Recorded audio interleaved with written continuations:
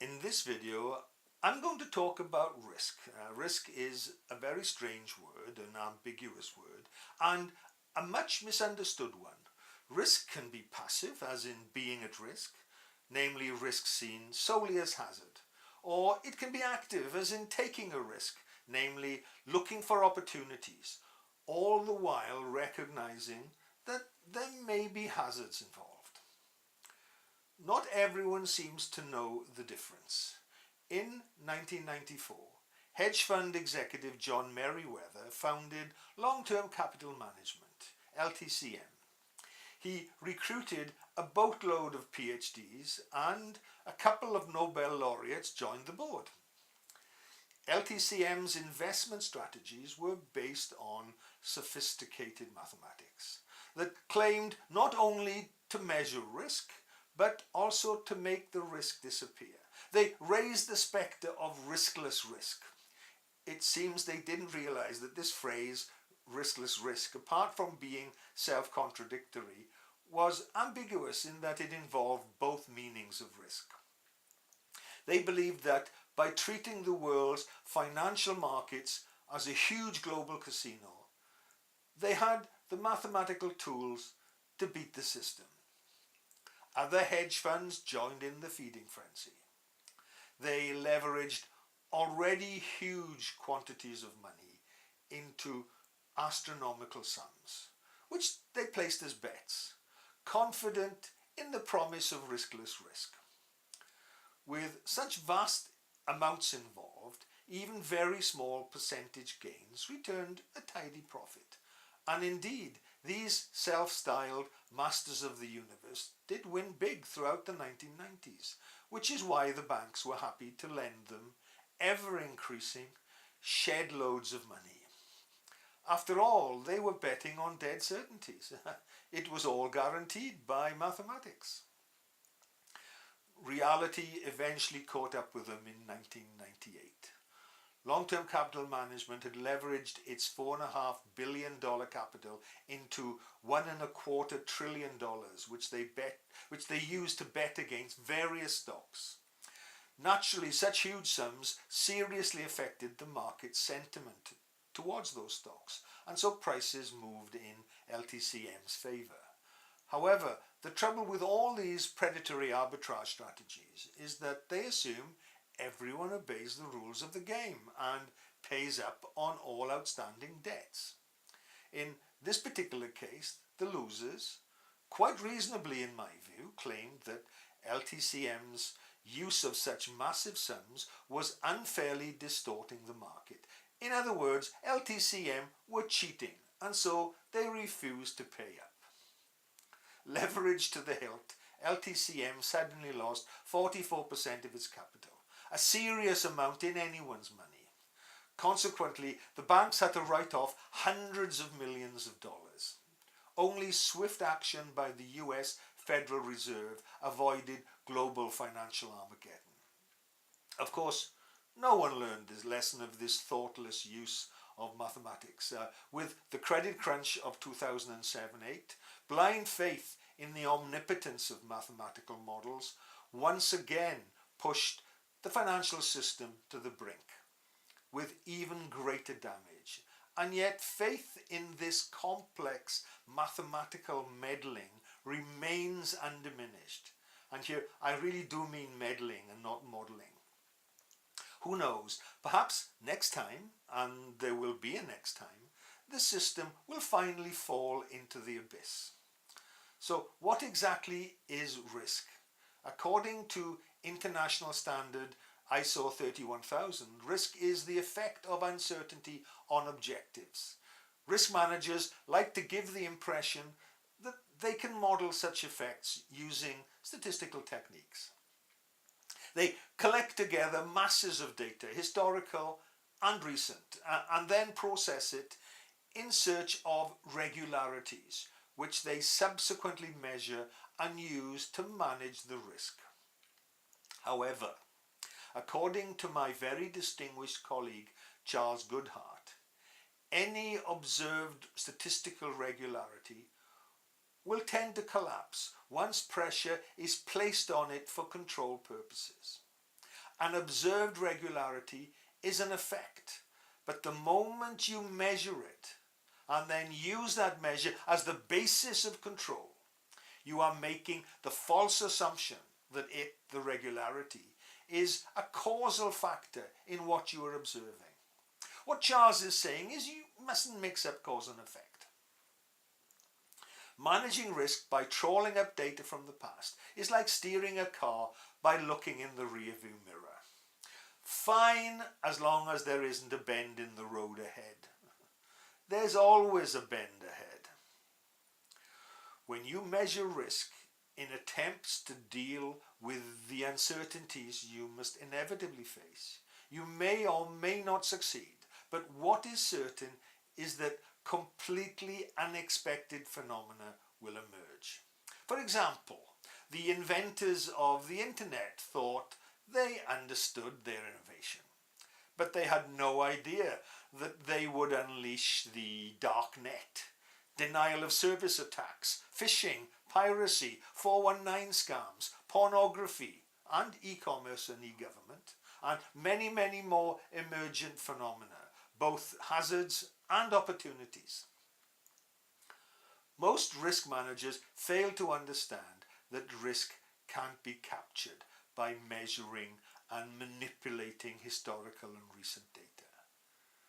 That having been said, clearly we humans are pattern-making animals. We advance through the world by observing it, sensing our way by projecting patterns, a priori synthetic judgments, each a partial guess about the unknowable reality around us. These guesses help us to focus our senses. As usual, I use the word partial to mean both biased by previous experience and incomplete. These patterns are not just intellectual. We can make them physical, solid, tangible as artifacts and technology. We place these frozen and hence stable patterns in the world where we believe they stay unchanged, exactly as we made them. There, they deny the complexity in the ensuing uncertainty by reinforcing our previous interpretations of the world. Order coalesces around these physical artifacts, thereby seeming to make the world tidy and less hazardous. These patterns, both the physical and the nebulous cerebral kinds, form a pragmatic sink for the noise surrounding our senses, and this is a springboard for opportunistic action. Uncertainty is thereby transformed into risk, a heady mix of hazard and opportunity. We swap hopelessness for the optimism in a plan of action. So risk is not some objective thing out there. It is not the effect of uncertainty.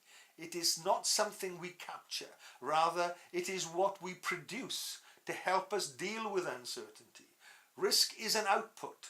We project patterns onto uncertainty, thereby sampling it, and then data feeds back to help us manage the perceived risk. Risk and data depends on the structures we impose on uncertainty. Different structures mean different risks and different data.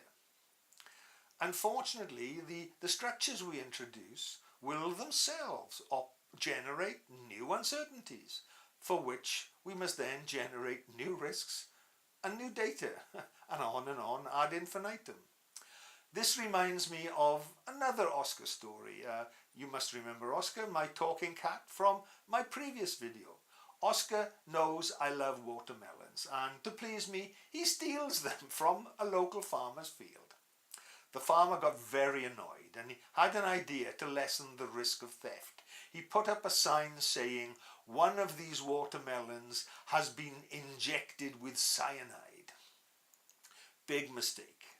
I was walking past the field looking for Oscar when I saw him, a red felt tip pen in his paw, vindictively scrawling over the sign. It now read, "Two of these watermelons have been injected with cyanide." Of course, he hadn't used any poison, but there was always a doubt in the farmer's mind.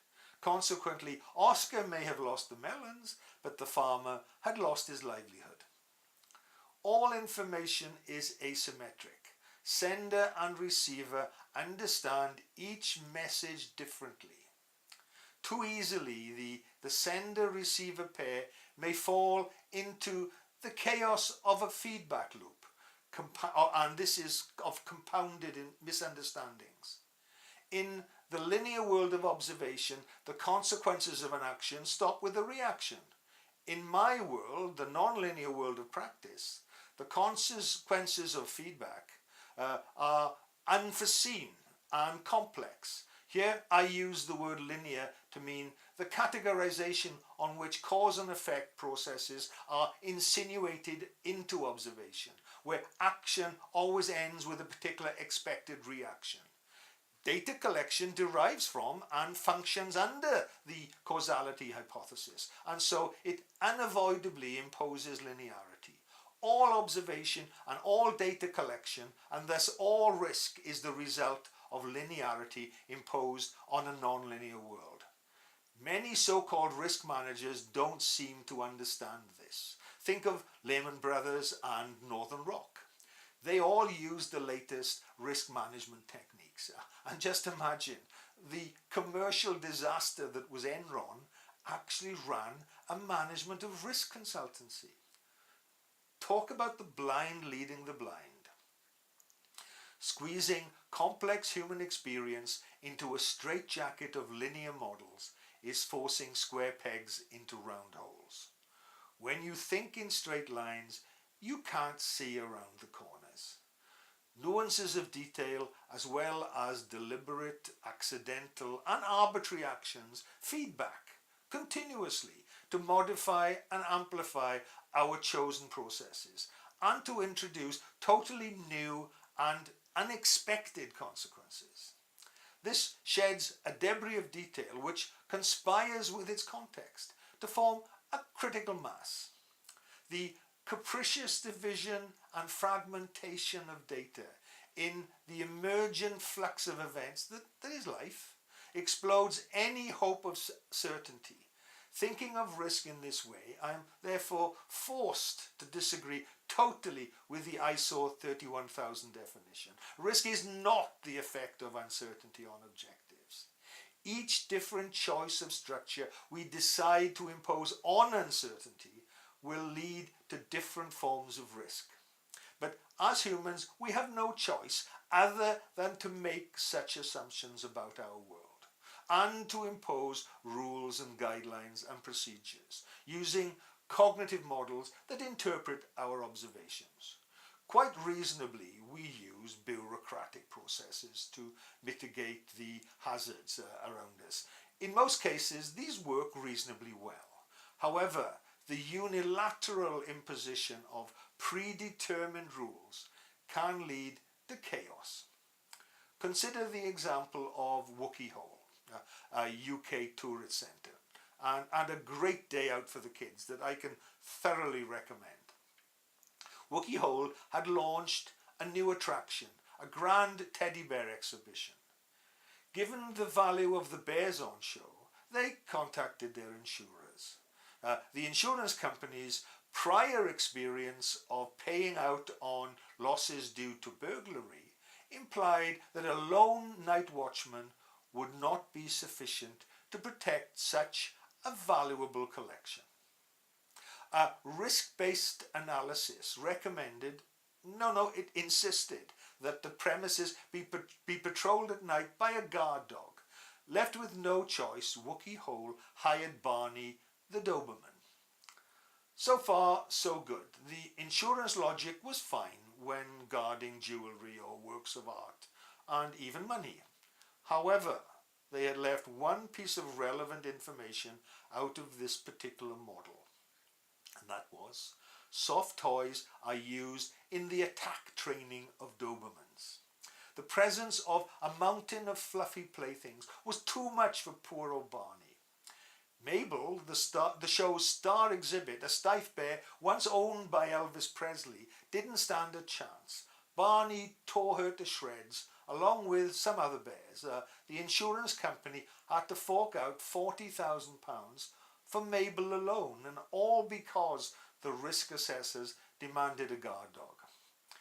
Welcome to my world, where feedback conspires to contradict even the most sophisticated mathematical models. This world is a very risky place, so you be careful out there. And if you want to learn more, you should read Science's First Mistake, the book I wrote with my good friend Dionysius Demetis. You can download a PDF for free from our website, www.sciencesfirstmistake.com. Thank you.